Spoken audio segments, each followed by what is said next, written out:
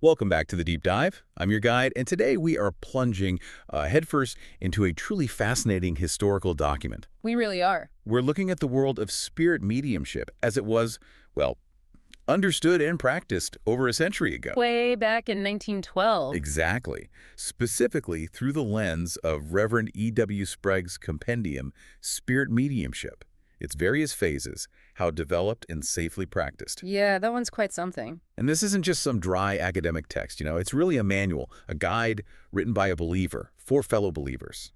Very practical in its own way. It outlines the how-to and the why of communicating with spirits.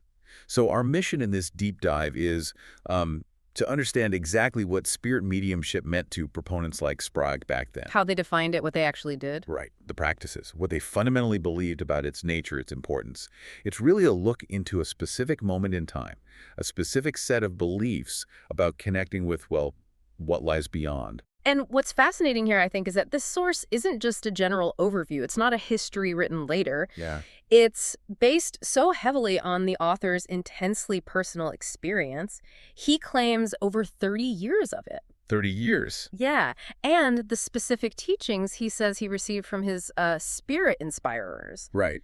So you're getting a very particular, really deeply invested view from squarely within the spiritualist movement of that time. Oh. It offers this unique snapshot, rich with detail based on claimed direct interaction and practical application. Exactly. And trust me, we're going to uncover some genuinely surprising claims and some incredibly detailed instructions, too. Oh, definitely. From descriptions of people handling fire without getting burned. Yeah, that one's pretty wild. To explanations of thought traveling through this vibrant ether. A very period concept. And even, surprisingly practical advice on setting up something as seemingly simple as a home circle seance. The nuts and bolts. It's a worldview that might feel very different from our modern understanding.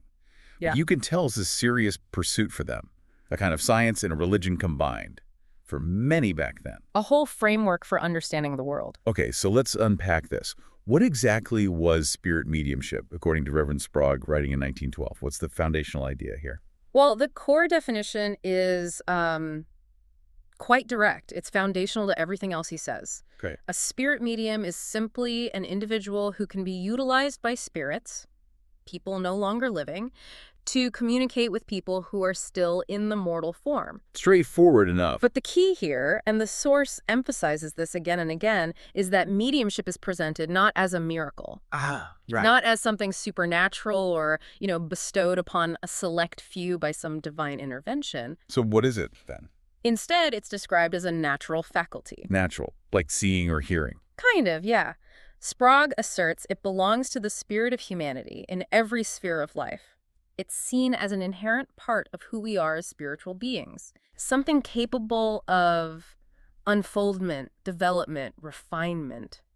Much like any other human talent or skill, like music or art, but operating on a different spiritual plane. A natural faculty. That's a critical point, isn't it? It really shifts the entire framework. It totally does. It's not something reserved for a chosen few in some miraculous way, but potentially something latent in everyone, just waiting to be developed. Precisely. That's the core belief in the source. The idea is that human beings are inherently spirits, fundamentally, whether they're currently clothed in a physical body here on Earth or inhabiting a spiritual body in another sphere. Okay. Mediumship, then, involves the unfoldment of these spiritual faculties, these inherent gifts that are simply dormant or, undeveloped in most people living in the physical body. So faculties like clairvoyance, clairaudience, those things. Exactly. Clairvoyance, clairaudience, clairsentience, clear seeing, clear hearing, clear feeling. They aren't described as supernatural anomalies in this text. They're presented as natural capacities of the spirit. Capacities that allow perception beyond the limits of just the physical senses alone. And, importantly, Sprague claims the development of these spiritual faculties in this life is permanent. Permanent? What do you mean? He says you carry them with you into the spirit life after you die. Wow. And apparently, they become even more valuable and functional over there. Wow. Carried into spirit life. Yeah. So this development here and now isn't just about, say, communicating with Aunt Mildred. Right, not just that. It's seen as crucial for your own spiritual progression and your state after death. It's like Preparation for the afterlife. Yes, that's a profound and really central takeaway from the source.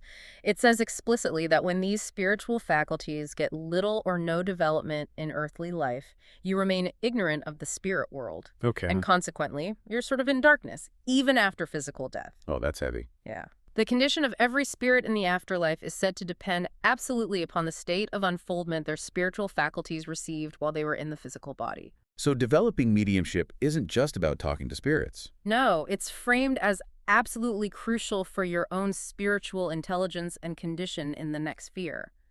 The investment in cultivating these powers is called a safe one, with eternal returns. That adds a whole other layer of significance. It's not just a communication tool or, some parlor tricks. Definitely not presented that way. It's presented as a fundamental path of personal spiritual development, preparation for what lies beyond. And the source puts immense weight on this ability, doesn't it? Calling it the gateway to knowledge. Yes.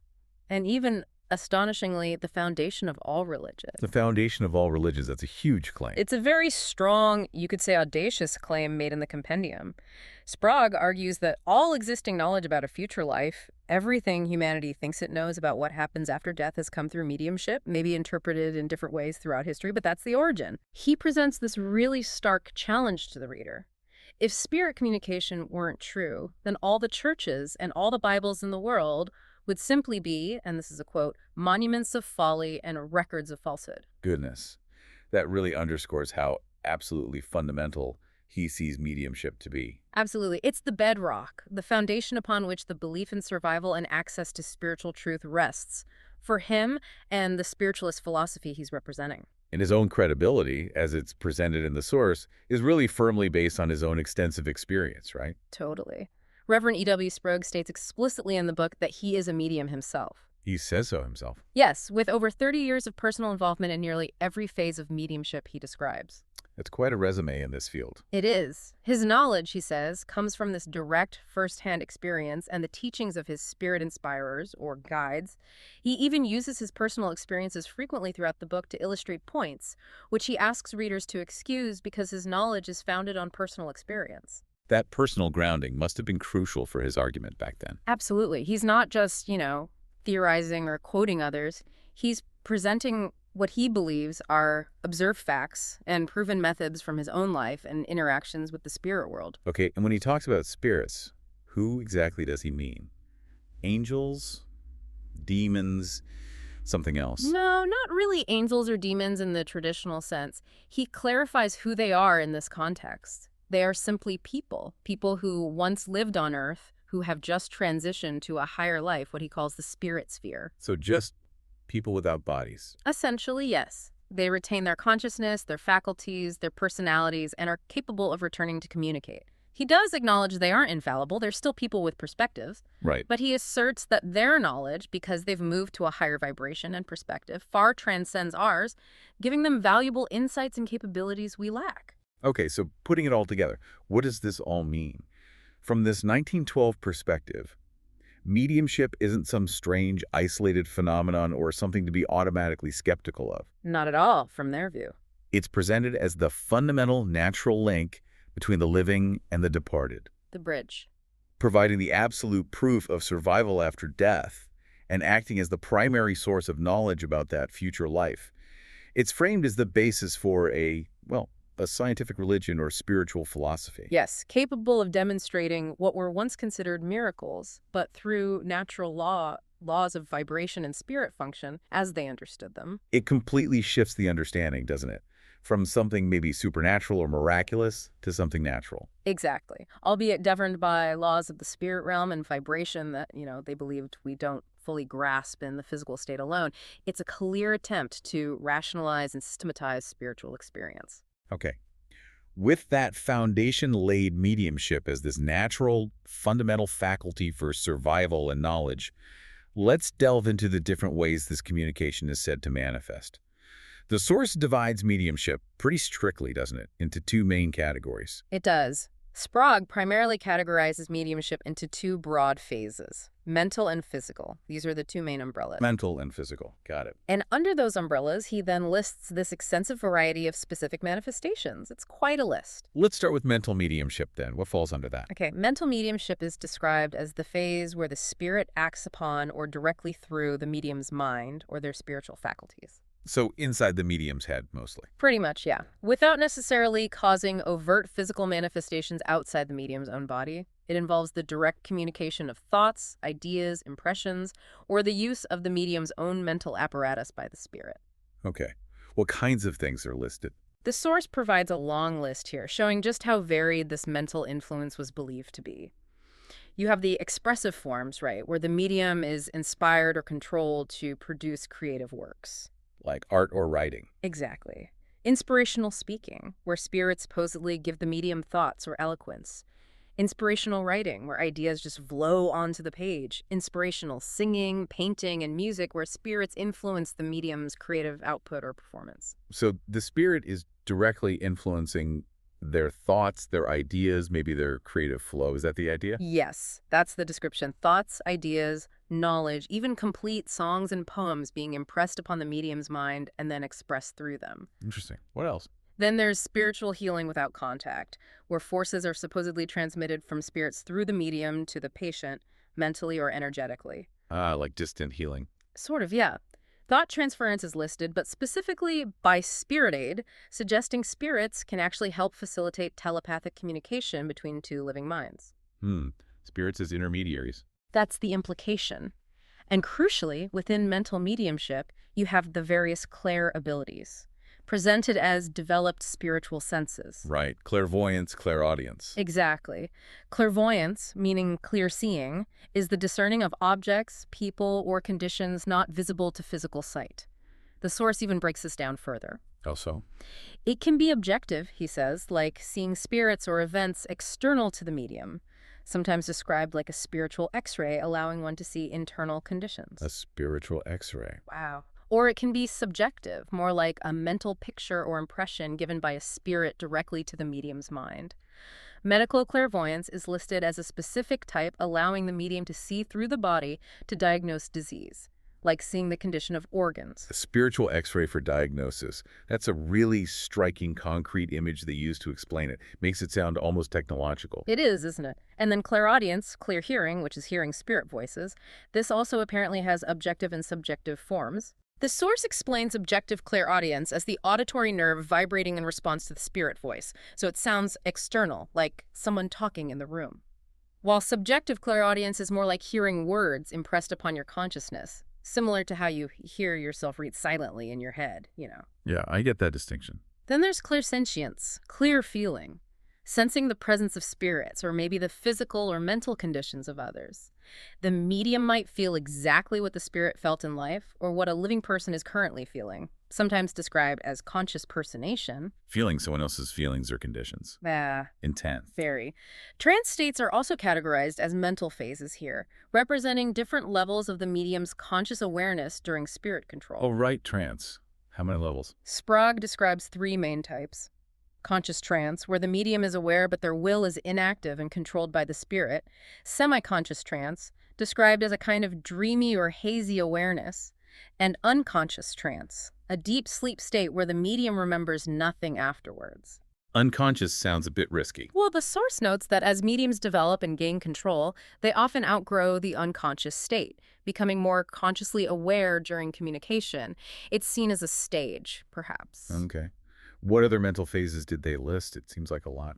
It is. There's diagnosing disease, which can happen with or without the patient present, often through that medical clairvoyance or clairsentience we mentioned. Right. Speaking in foreign languages or unknown tongues is listed too. And the source notes that even speaking jargon or gibberish can be a sign of early development. Gibberish as a sign. Really? Yeah, before progressing to fluid foreign languages or even eloquent discourses in the medium's native language that are beyond their normal ability.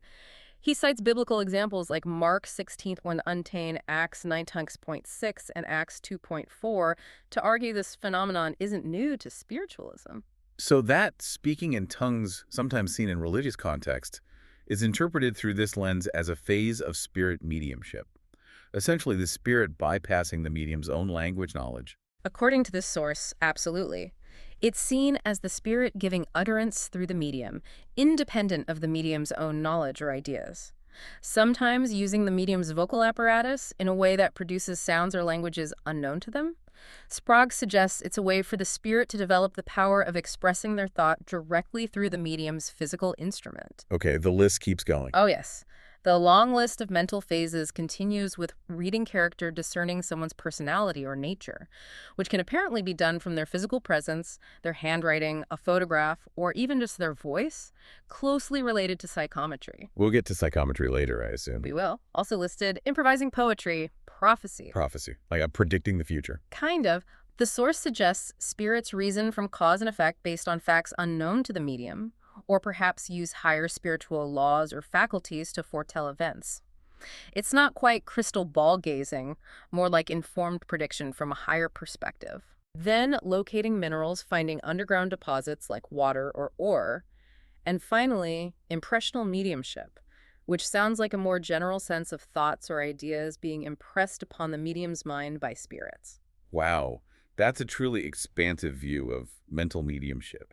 It covers everything from creative expression and healing to diagnosis, perceiving hidden things, and even glimpses of the future. It really does paint a picture of spirit influence being potentially involved in almost any aspect of mental or intuitive ability. Okay, here's where it gets really interesting, though, I think, for many people. Let's transition to the other major category, physical mediumship. This phase seems much more, well, dramatic, It certainly does. involving the spirit's influence extending beyond the medium's mind to directly interact with the physical world itself. Right. Physical mediumship, in contrast to mental, is where the medium's magnetic aura and vital forces, their life energy, essentially are used by spirits to produce actual physical phenomena. Phenomena you could see or hear or touch. Exactly. Or to directly interact with physical objects or the environment around the medium and the sitters. It's about the spirit manifesting in a way that visibly or tangibly affects the material world. Okay, so what's on this list? I bet it's long, too. It is perhaps even more extensive, and it covers many of the classic, often debated phenomena associated with historical spiritualism. Like table tipping. That's where it starts.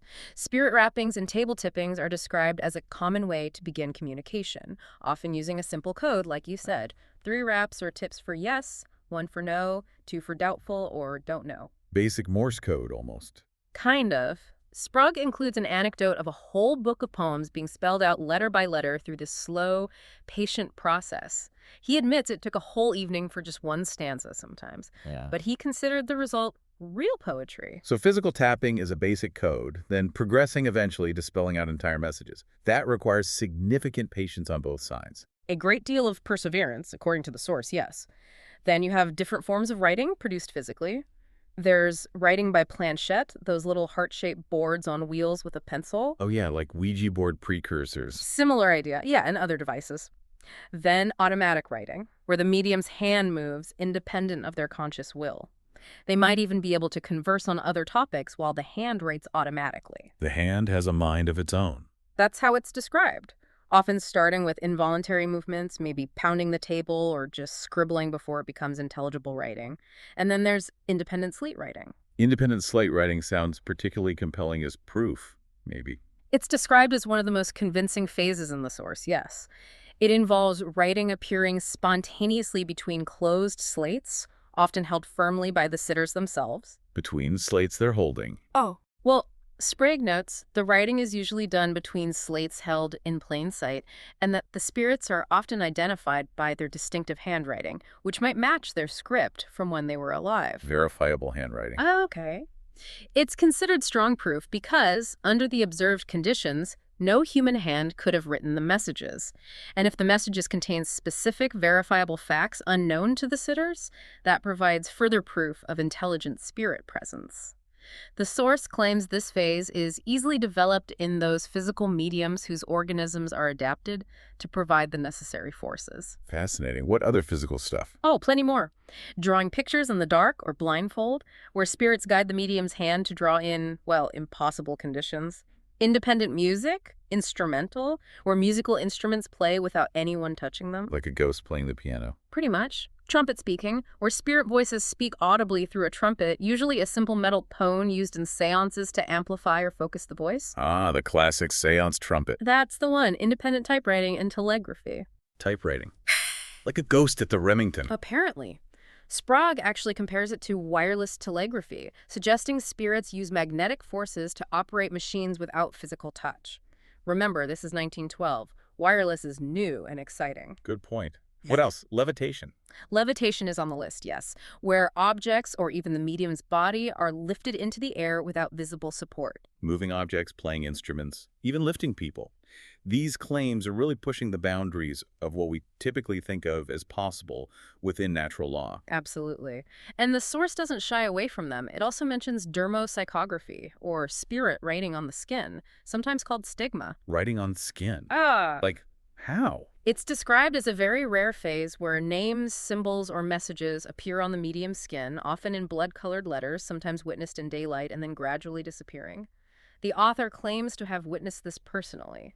Wow, that's intense. He even cites a biblical example from 1 Chronicles where David says the Lord made him understand something in writing by his hand upon me, connecting it back. Okay. Spirit photography, is that on the list? It is. Spirit photography capturing images invisible to the physical eye, such as spirits or ethereal forms, on photographic plates. Sprague likens it to capturing shingles on a roof at night as if they were in bright light. How would that work? He suggests it requires the spirit bodies, which he describes as being composed of sublimated matter, to lower their vibration rate sufficiently to be recorded by the camera lens and plate chemistry of the time. Lowering vibration again. That seems key. Very key concept. Then you have the big one, spirit materialization and etherealization. Materialization, like full-body apparitions. That's the idea. These are described as degrees of condensation of the spirit body. The spirit, supposedly knowing how to raise and lower the rate of vibration, There it is again? can lower it enough to become sufficiently dense or solidified to be seen, felt, and even interact with, as if physical matter. So they become solid temporarily. That's the claim. Etherealization is the less condensed state, appearing more vapory or mist-like, sometimes transparent and ghost-like. Full materialization requires the spirit to lower their vibration rate significantly to match the vibration rate of the physical world. So materialization is presented not as summoning something from nothing, but as a spirit making themselves temporarily solid or visible by manipulating their own vibration rate using these natural laws. Yes, according to this text. It's described as a scientific process. It involves the spirit lowering the rate of vibration of their spiritual body to conform to the vibration rate of our physical bodies. What does that require? Apparently, it requires knowledge of chemical affinities, self-control, and willpower from the spirit. And crucially, it needs the medium's vital forces and magnetic auras, plus harmonious circle conditions, to aid the chemical and energetic processes necessary for this condensation to occur. So the medium and the sitters provide the energy. That's the idea. They provide the raw materials, energetically speaking, and the right environment for the spirit to work with. This is why a physical medium and supportive sitters in a seance circle are considered necessary for this phase. Okay, the list must be nearly done now. Almost. The list of physical phenomena continues with the production of flowers and apports. Apports, what are those? Objects seemingly brought into the seance room by spirits appearing out of nowhere. Could be flowers, stones, jewelry, anything, really. Appearing from thin air. That's the claim. Also, passing of matter through matter, allowing one solid object to pass through another, like rings linking together or objects passing through walls. Okay, that defies physics as we know it. It certainly seems to. Yeah. Then, magnetic and spiritual healing by contact using the medium's physical magnetism and spiritual forces, often with laying on of hands. Transfiguration. Transfiguration. Where the medium's facial features, or even their body, transforms temporarily to resemble the controlling spirit. Their face changes shape. Apparently. Independent voices heard without a trumpet, sometimes seemingly disembodied, just speaking in the room. Changing the weight of material bodies, making things heavier or lighter. And finally, luminous appearances, like floating crosses or crescents of light. That is an incredibly comprehensive list of claimed physical manifestations. It covers everything from simple taps to full bodily appearances, and even manipulating solid objects in ways that seem impossible. It really conveys the belief back then that spirit influence could permeate and actively alter the physical world itself if the conditions were right. It certainly does. Now, you mentioned one specific physical phase that sounded particularly unique and dramatic. Fire mediums. Ah, yes, fire mediums. The source highlights this as a particularly unique and very rare phase within physical mediumship. What defines it? It's described as a state where the medium's flesh supposedly becomes impervious to fire. The cuticle, the skin, isn't injured by contact with intense heat or even open flame. Impervious to fire. Yeah. Seriously. That's the claim. Sprague cites biblical examples here, mentioning Moses and the burning bush, or Elijah calling down fire, suggesting these were historical manifestations of this mediumistic ability. Okay, biblical parallels. But he gives a particularly detailed first-hand anecdote involving a contemporary fire medium he knew, a Mrs. Isa Wilson Kaner. She was apparently the daughter of a well-known spiritualist lecturer, E.V. Wilson. Oh, the one about handling hot lamp chimneys. That sounds intense. I remember you mentioning that. Yes, that one. Sprague describes witnessing Mrs. Kaner in a public demonstration. She would take these large kerosene lamps with the flames turned up high, let the glass chimneys get extremely hot, But untouchably hot. presumably, and then remove them with her bare hands as if they weren't hot at all. She had then apparently placed these hot chimneys on her bare arms, neck, and face without any sign of injury. Wow. Did anyone test it? He recounts how a skeptical doctor on an investigating committee was handed one of these hot chimneys and immediately dropped it from the heat, breaking it, and then refused to try another one. Huh. Okay, that's quite the test. A hot glass chimney is no joke. It really isn't. Mrs. Kaner then reportedly rolled the hot glass globes on her skin, and then she apparently drew a celluloid collar, which is highly flammable, a $20 bill, and the lace on her sleeves right through the full blaze of the lamp without them burning or even being singed. Through the flame itself. That's the description. Then she placed her own hand directly in the fire and drew it back and forth repeatedly, unharmed. Incredible claim. But perhaps the most striking part of the anecdote for Sprague is when he recounts Mrs. Kaner taking his hand. Her hand touched his. No, she took his hand, made passes over it while speaking some kind of strange talk or jargon, which he speculates was from an ancient fire worshiper spirit controlling her. Okay. And then she drew his hand slowly back and forth through the lamp blaze multiple times. His own hand. In the fire. What did he say happened? He states emphatically that his hand didn't even feel warm, didn't burn. Not a single hair on his hand was singed. He says, quote, "I did not feel the effect of the blaze in the least." Wow. That's a really specific, dramatic, personal anecdote offered as proof in the source, not just witnessing it, but participating in the phenomenon himself. Exactly.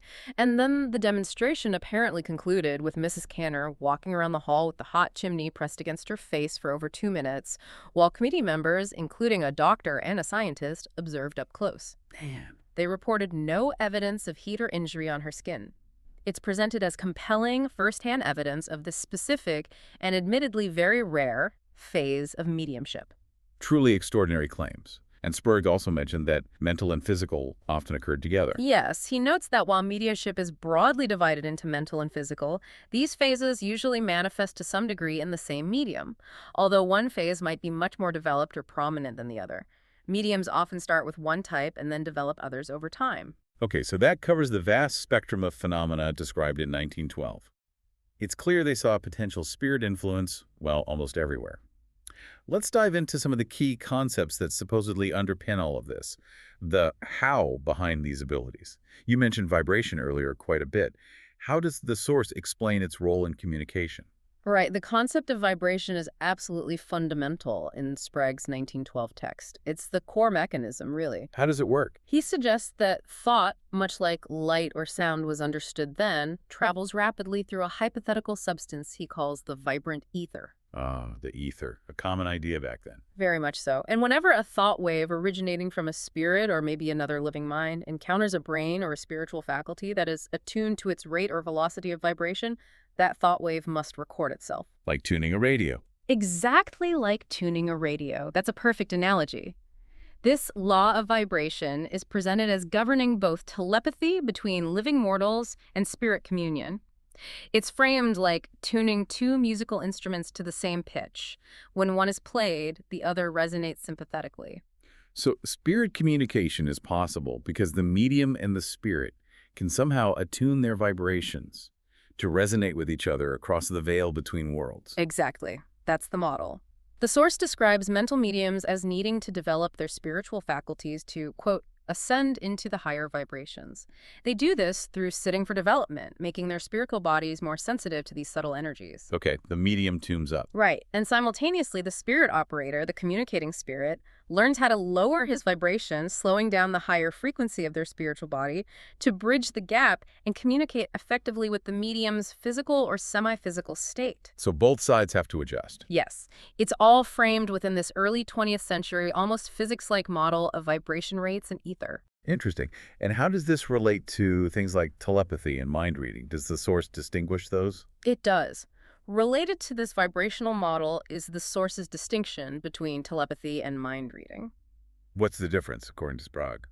Telepathy, as Sprague defines it, is when both parties involved are conscious of the communication happening. It's a direct exchange of thoughts or impressions, facilitated by those attuned vibrations we just talked about. Okay, mutual awareness. Right. Mind reading, however, is described as when one person reads another's mind without the second person being conscious of it or giving consent. Ah, okay. Less mutual. Exactly. And significantly, the source strongly suggests that mind reading, so-called, is more often produced through spirit assistance.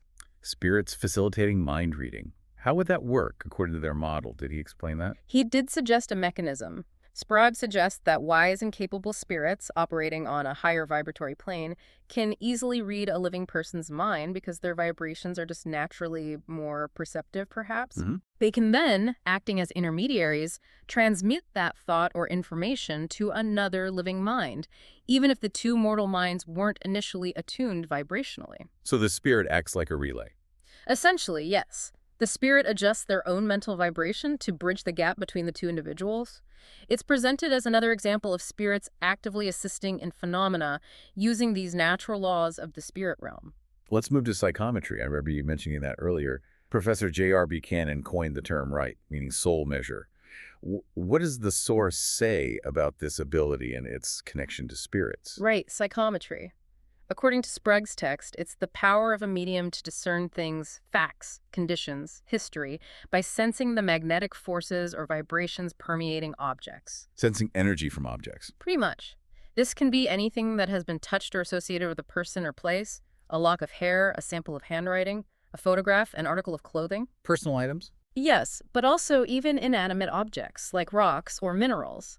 It's described as being able to read the history or the energy imprint held within the object itself. Sprague mentions its use for reading the history of geological formations or even locating hidden mines or water sources by handling rocks from the area. So holding an object allows the medium to tap into its past or the history connected to it.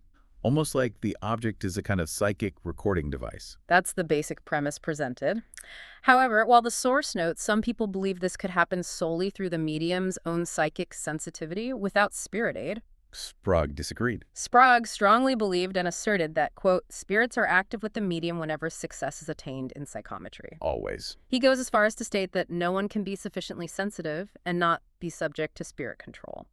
So for Sprague, psychometry, while it might look like the medium is just reading an object, is actually deeply intertwined with and often facilitated by spirit influence and guidance.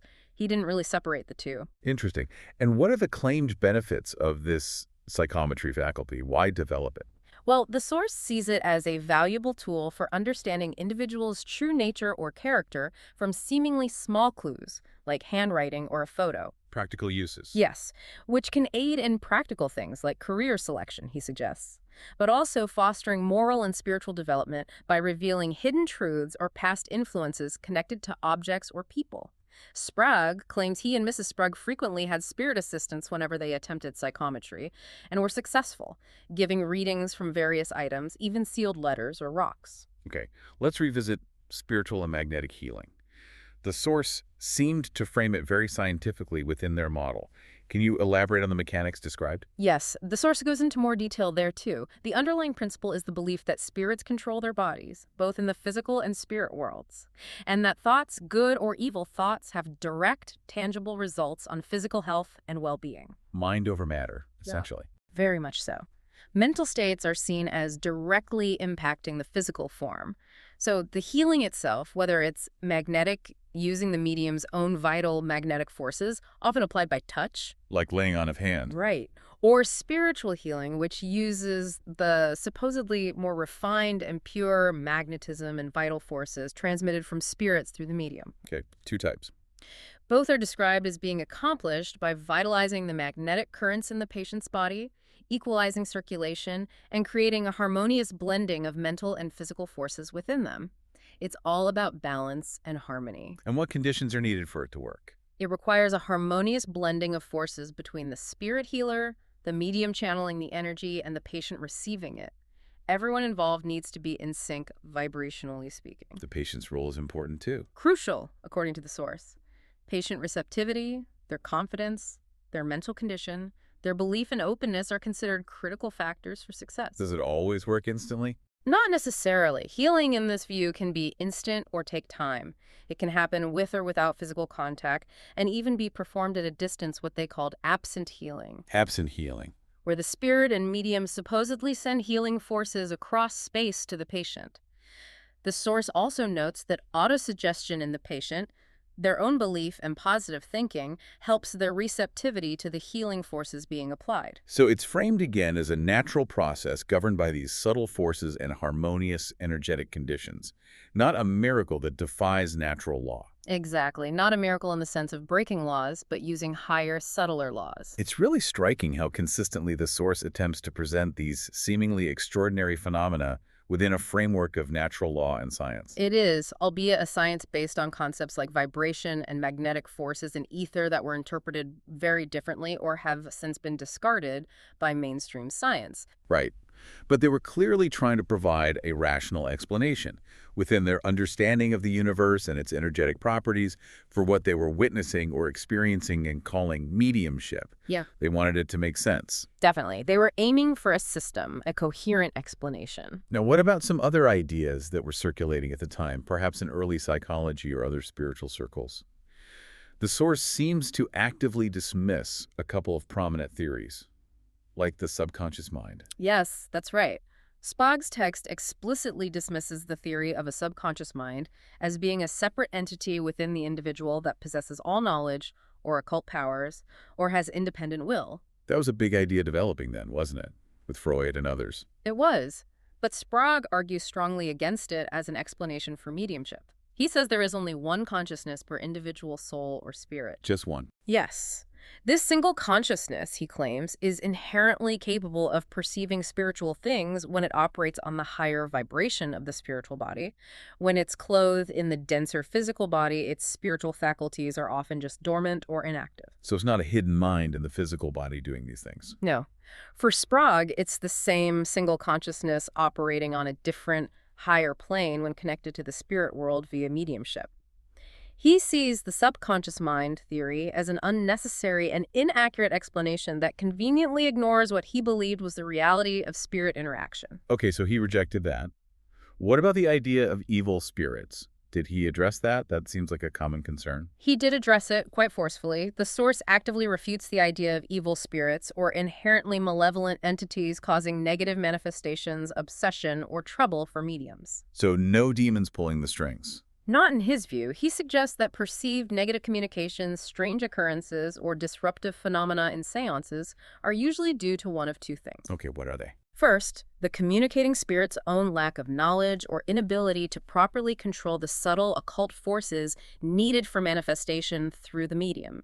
This can lead to imperfect, garbled, or sometimes frightening messages or phenomena just due to incompetence, basically. Like a bad phone connection. Sort of, yeah. Or, second, it could be due to the medium or the investigator's own ignorance of the laws governing these phenomena. Their fear, their negative mental state, or lack of harmonious conditions can mess things up. So it's ignorance, not malice. Yes. Ignorance of spiritual and psychic laws is presented as the real evil spirit that causes problems. It leads to misinterpretations, fear, and false beliefs about malevolent entities wanting to harm people. It's a strong stance, essentially shifting the blame or the cause from malicious entities to a lack of knowledge, skill, and control both on the spirit side and the human side. Exactly. It really fits with the overall theme of mediumship being a natural scientific process that needs to be understood and managed properly, not some chaotic battle with supernatural forces. Speaking of understanding and management, the source provides a lot of very practical advice on developing and practicing mediumship in this way. This seems like a key focus of the book, how to actually do it safely and effectively, according to 1912 Reverend Sprague. Development is absolutely a key focus, yes. Reflecting that manual-like nature of the book we mentioned, Sprague lays out specific conditions and practices he believes are essential for unfolding these natural spiritual faculties. Where did he recommend people start? Public circles. No, interestingly, he strongly recommends the home circle as one of the best places to study and learn mediumship, especially initially. The home circle.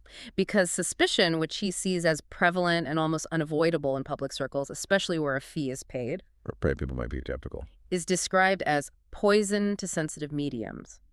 Suspicion, doubt, and mistrust are said to destroy the delicate conditions needed for phenomena and really hinder results. So the private, harmonious, trusting environment of a home circle is seen as much preferable for initial unfoldment and investigation. Makes sense.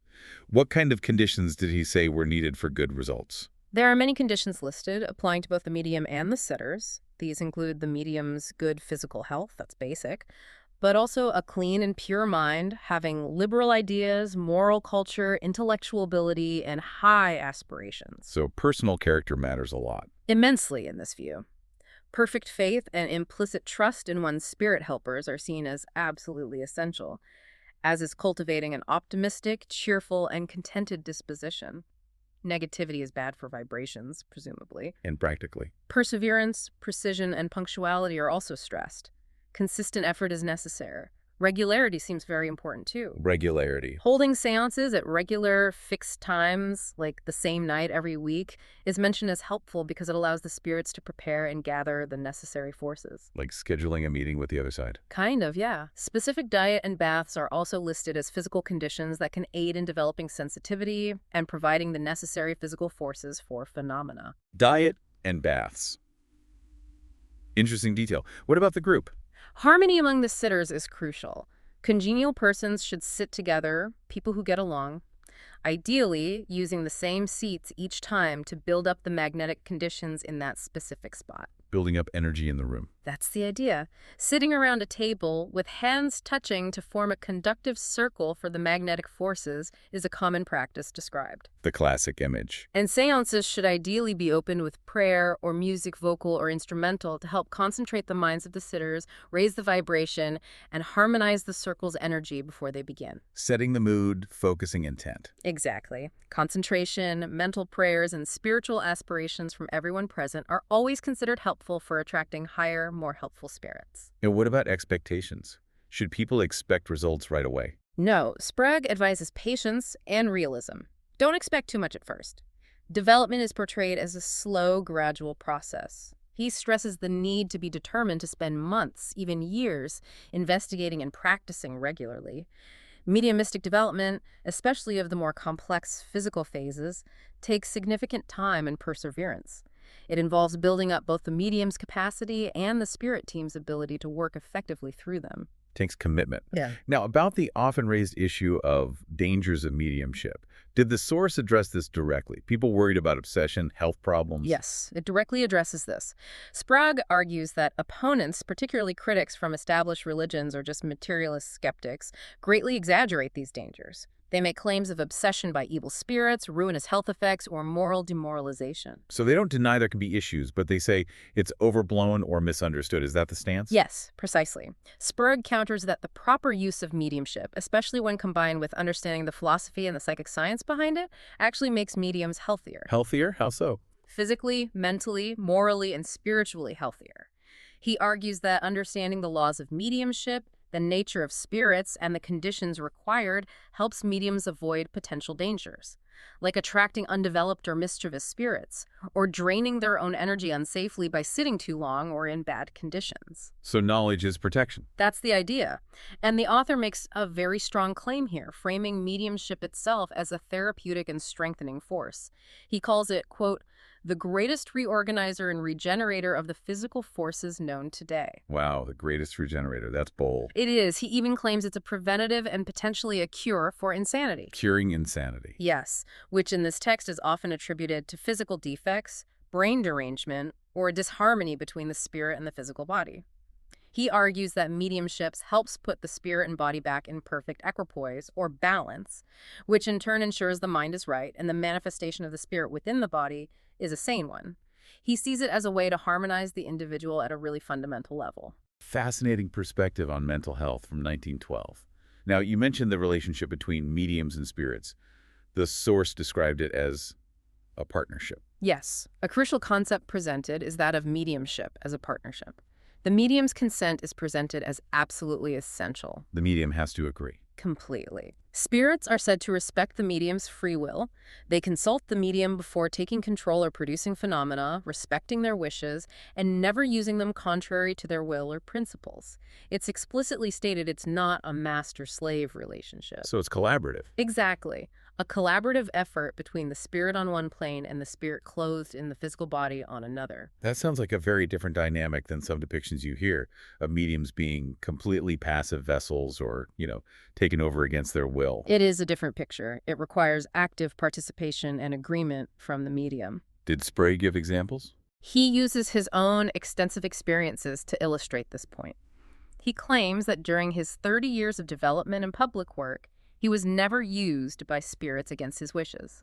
He says he was always consulted and his wishes were always respected. He sounds quite positive about his experience. Very. He asserts he was never misled, deceived, injured, or given false or unwholesome communications by his guides. Instead, he says he was greatly benefited in health, knowledge, and spiritual growth. That's a strong endorsement. He even shares that at times when he overworked himself, physically or mentally, his spirit friends would exercise what he calls superhuman powers to prevent him from breaking down. Like what? They would reportedly work over him while he slept, bringing vital forces and healing influences, so he would wake up recuperated and able to continue his demanding work as a medium and lecturer. So the partnership included spirits, kind of, caring for the medium's well-being. Exactly. Caring for their instrument, you might say, for the sake of the work they were doing together. The source also gave practical advice for actually running a seance, didn't it? Like having roles. Yes, very practical. It recommends appointing a chairman for the circle. A chairman? What for? To lead the meeting, carry out the wishes of the sitters and spirits, maintain order, and receive questions from sitters that are directed to the spirits. Kind of like a facilitator. Okay. And a secretary should also be appointed. To take notes. Precisely. To keep detailed, accurate records of each seance, who was present, the times, exactly what occurred, any disturbances, the environmental conditions like weather or temperature. These records are seen as highly useful. Why keep such detailed records? For tracking the medium's development history over time, identifying which conditions seem to work best or cause problems, and also, importantly, providing a body of evidence for the phenomena observed. Keeping detailed records, having defined roles, it makes it sound quite organized and structured, almost like a formal meeting or logging data from a scientific experiment session. Exactly. It reinforces that scientific religion framing we talked about earlier. They definitely aimed for that structure to provide consistency, track progress, and lend an air of credibility and seriousness to the proceedings, contrasting it with what they might see as chaotic or purely sensationalist practices. Okay. You mentioned automatic writing earlier as a physical phase. How does the source describe the development process for that specifically? You said it sounded like it might start pretty rough. It does sound rough. Sprague describes the development process for automatic writing as often being quite challenging and requiring significant perseverance from the medium. How does it start? It typically starts, he says, with the medium's hand simply moving about involuntarily, perhaps making circles or random motions on the paper or slate.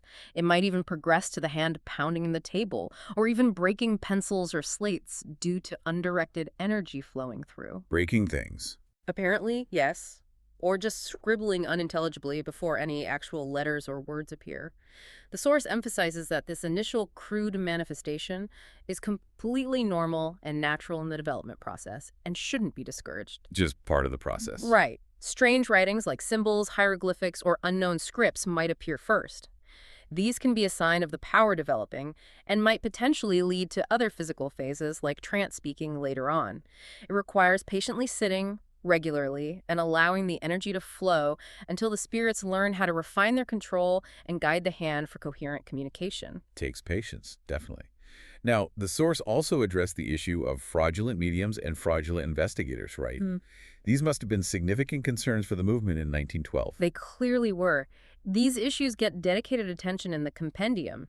Regarding fraudulent mediums, the source is quite critical and openly condemns imposters. What kind of imposters? People advertising exaggerated claims, like being seventh daughters of seventh daughters, or claiming to be channeling Mahatmas from Tibet, promising anything and everything for money, sometimes borrowing items from sitters and then fleeing town. Classic con artist stuff. Okay, so outright scams. Yes.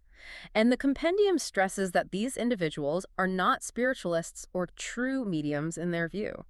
The spiritualist movement itself, Sprague claims, is actively working to drive them out, sometimes even involving the police. They saw these fraudulent acts as a severe blight on their cause and detrimental to proving its true principles. Sprague states unequivocally that the production of fraud in a seance room is not mediumship at all. So the source is really trying to create a clear distinction between what they see as genuine mediumship, guided by principles and laws, and outright deception for profit. Precisely. They want to make it very clear that these vile imposters, as he calls them, should not be confused with sincere, developing, or genuine mediums who are honestly trying to apply spiritual laws, even if they sometimes fail or get mixed results. Okay, that makes sense. What about the other side? Fraudulent investigators? Yes. The source also strongly criticizes fraudulent investigators. These are described as people who visit mediums deliberately using fictitious names, making up false facts about themselves or their deceased loved ones, and actively trying to deceive the medium or trick them into making mistakes, often with the goal of exposing them publicly. So people trying to trap the medium. Exactly. Sprague argues that these fraudulent investigators usually only expose their own gross ignorance of the delicate mental and energetic conditions required for genuine mediumship. By introducing deception, suspicion, and disharmony into the seance, they effectively ruin the conditions needed for real phenomena to occur. So they cause the failure they hope to expose. That's the argument. And this often leads to unjust accusations against honest mediums who simply couldn't function under such hostile, deceptive conditions. The author uses a vivid comparison. These investigators are like people circulating counterfeit money, but then blaming honest money itself when confusion arises. He suggests the real fraud often lies with the investigator who is deliberately trying to deceive, not necessarily with the medium who fails to produce phenomena under duress or suspicion. It definitely shows a defensive stance against the widespread skepticism and exposure efforts prevalent in that era. That's a really interesting framing, turning the accusation of fraud back onto the investigator's methods and motives. It certainly highlights the friction between spiritualism and its critics back then. Absolutely. It was a contentious environment. Finally, before we move on, let's touch on the issue of a medium's compensation. This was, and maybe still is, a controversial topic. How did the 1912 source handle the idea of mediums getting paid? It defends mediums receiving payment for their services quite directly. Sprague argues that censure or criticism about payment usually comes from people who are penurious themselves, meaning stingy, or from opponents deliberately trying to harm the cause by implying it's all just about money. What's the defense? Why should they be paid? It's based on several points. First, Sprague argues that mediums spend years developing and educating themselves in what he presents as a difficult science and philosophy. It takes time and effort. Okay, investment of time. Second, he asserts they are generally considered the poorest paid people in any profession when you consider the immense value of the service they supposedly provide connecting people with their departed loved ones. He says this is a service for which money cannot compensate. The value is presented as primarily spiritual, not financial. So the payment doesn't reflect the true value. Exactly. The text argues that a medium's real compensation isn't the cash they might receive, but the knowledge that they are serving a good cause, dispensing blessings, and receiving gratitude from those who appreciate the communication and the proof of survival it offers. But they still need to live. Right, so Sprague compares payment for a medium service to ministers receiving fees or salaries for sermons or other religious duties.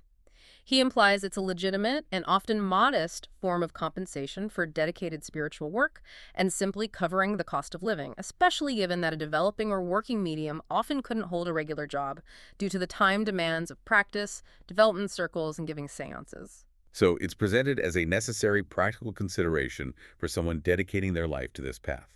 It acknowledges the time and effort involved, while still emphasizing that the true value is seen as being beyond monetary worth, residing in the spiritual service provided. That sums it up well, yes. Okay, let's turn to a specific and perhaps somewhat unexpected from a modern perspective section in the source. It focuses specifically on the role of Indian spirits. This seems to have been a notable and apparently valued part of American spiritualism in 1912, according to this author. It is quite notable, yes. Sprague's compendium dedicates a distinct section to discussing the importance and characteristics of the spirits of North American Indians within the context of American spiritualism at that time. How are they described? They are described in very positive terms: faithful, honest, loving, and kind. And significantly, they are credited with bringing a healing power that is unequaled by the spirits of any other people. Unequaled healing power. That's a very specific and powerful claim about them. Why does the source suggest this is the case? What's the theory presented? Well, the theory presented, which definitely reflects certain perspectives and, frankly, stereotypes of that historical period. Right, we need to keep the context in mind. Absolutely. The theory is that these Indian spirits, particularly those who lived before being, in Sprague's words, contaminated by civilized white men. Contaminated? By what? He lists things like whiskey, drugs, overwork, poor diet, complex meals, things he claims weakened and ruined the physiques and sensibilities of white men. As a result of their supposedly more natural lives, he posits they developed the finest physiques and were more naturally attuned to spiritual laws and the laws of nature. Living closer to nature made them better spirits. That's the argument presented. Their natural religion is also highlighted as a key factor. They worshipped the Great Spirit, believed in a spirit world, the happy hunting grounds, and reportedly saw and communicated with spirits in their own ways, often through visions or interpreting natural signs. So they were already spiritualists, in a way. Sprague explicitly calls them spiritualists in their crude and undeveloped way. He contrasts their purportedly simple, nature-based beliefs with what he saw as the overly complex and mentally harmful doctrines of some established religions. Harmful doctrines like what? He specifically mentions doctrines like eternal punishment, total depravity, or the concept of three gods in one, which the author suggests weaken the intellects and even cause mental derangement in white men, while the Indians were supposedly free from these mental shrouds and thus pure in heart and sound in head. Wow. So their connection to nature and a supposedly less dogmatic, simpler religious belief system is presented as making them particularly powerful, pure, and helpful spirits for mediumship.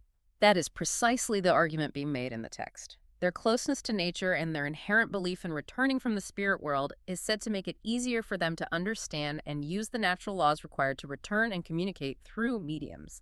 And they were helpful. They are described as gladly teaching truths from the spirit realm and also helping white spirits communicate, sometimes acting as intermediaries or providing the necessary force or conditions, like preparing the way. Interesting role. What about their energy? The source places a strong emphasis on their magnetic influence. It states they bring a strong and helpful magnetic influence and vital forces that build up the physical body and lend vigor to the mentality of the medium they work through. This links back directly to those claims about their superior healing power and their benefit for the medium's development. Okay. And there was a crucial point about their reliability. Yes, this is a crucial and, for Sprague, apparently absolute point. He claims that Indian spirits never bring upon the medium the physical conditions or symptoms that cause their own death. Unlike other spirits might. He implies other spirits might inadvertently do that if not fully controlled or experienced, but not Indian spirits. He also asserts unequivocally that they never give false communications or misrepresent facts. Never false. That's a strong claim. Extremely strong. They are presented as being among the most truthful, loyal, and helpful healers, teachers, and guides a medium could possibly have in their spirit band. That's a very high level of trust and purity attributed specifically to them. It contrasts sharply with that dismissed idea of evil spirits causing problems, doesn't it? It really does. It's a fascinating window into the specific cultural interactions, beliefs, and maybe even romanticizations circulating within American spiritualism at that particular moment in history. Absolutely. Did Sprague have personal experience with this? He makes a very strong assertion, presumably based on his own observation and experience. He says, quote, "No medium too proud or aristocratic to allow Indian spirits to control him, who made a success in the development of mediumship." So, you had to be willing to work with them to succeed. That's the strong implication. He claims to have personally benefited greatly from his own principal Indian spirit guide, whom he called Old Doctor, especially for diagnosing disease and providing healing energy. That's a remarkable section. Really highlights a specific cultural element and belief within the movement at the time, framed through this author's very specific interpretation of nature, religion, health, and even race, viewed through that 1912 lens. It certainly does, a product of its time, for sure. So wrapping things up a bit, what does this all mean? Looking back at this 1912 perspective presented by Reverend E.W. Sprague, we see this incredibly detailed, coherent, and internally consistent system of belief and practice, It really is a whole system. centered entirely around the absolute reality of spirit communication, and framed not as some supernatural event, but as a natural, almost scientific process, governed by understandable laws, well, understandable within their framework laws of vibration and energy. Yeah, the science part is key to their self-perception. Mediumship isn't just a curiosity for them. It's presented as the very foundation of spiritual knowledge, the gateway to understanding life after death, the ultimate proof of survival, and the basis for what they saw as a true spiritual philosophy or even a scientific religion. It's fascinating how this document attempts to provide such a rigorous scientific basis, rooted in the scientific concepts available to them like vibration and ether, for phenomena that were often dismissed by the mainstream science of the day, even then. They really tried to systematize it. Absolutely. It lays out these detailed mechanics, the laws of vibration, the use of magnetic forces, the different degrees of materialization, offering an internal logic for their claims, and clearly seeking to move mediumship out of the realm of superstition and into a domain of serious study and practice. And it paints a picture of a practice that required immense dedication, didn't it? Specific physical and mental conditions, moral uprightness, perseverance, A lot of discipline, seemingly. and this collaborative, trusting partnership with the spirit world. The benefits claimed are just huge and far-reaching. Yeah, beyond just proof of survival. Right.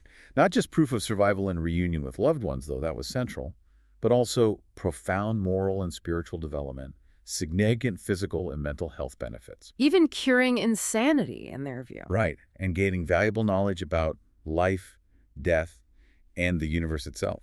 Sprague's passionate call for recognition of mediums, asserting that mediums are first in knowledge and connection to the spirit world because they are the direct channel. That's a bold statement. It is. And his urging for the distribution of his pamphlet as vital missionary work, it really underscores the deep conviction behind this belief system and how important it was to proponents like him back in 1912.